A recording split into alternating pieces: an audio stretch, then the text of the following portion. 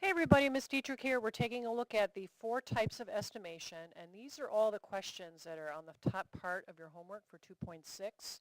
And I moved them next to what category they fell under so that it would be really easy for us to talk about your strategy. Now, number 1, the first type, is the dividend and the divisor are mixed numbers. So that's true for number 3, it's true for 5, and it's true for 8.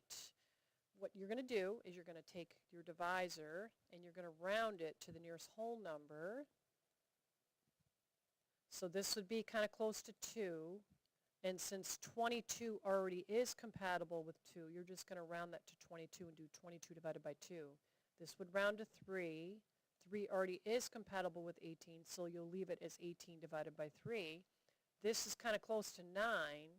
And the next closest multiple of 9 that's close to this number would be 54. And you'll just finish up by dividing those whole numbers. So that's pretty easy.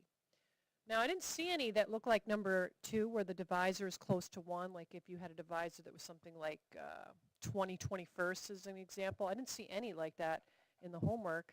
Hopefully I didn't miss any. I don't think I see any there. No, not really. All right, so we didn't have any of that nature. We did have 2 that look like they fall into this category. The divisor is close to a half. Now remember, when we divide by a half, that's the same thing as multiplying by the reciprocal, which is 2, or 2 over 1.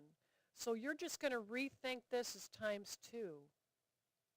You're going to rethink this, because it's close to a half, as times 2. And then you're just going to round this. So round that to 8 and round that to 15. And then you'll finish up.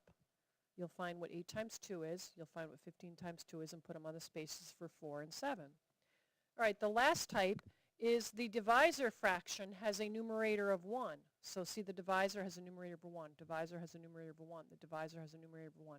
Now, when that's true, then remember that this is the same thing as multiplying by the reciprocal. So this is going to be times 7. This is going to be times 9. This is going to be times 2. And then the next thing you want to do is to just, if necessary, to round this. This is awfully close to 1. So we would do 1 times 7. This is awfully close to 1. So you would do 1 times 9. This is kind of close to 15.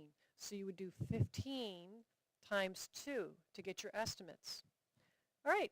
Hopefully you're very clear on the 4 different types of estimation and the protocols to follow for each type. Later in class we'll do a few more where this is true.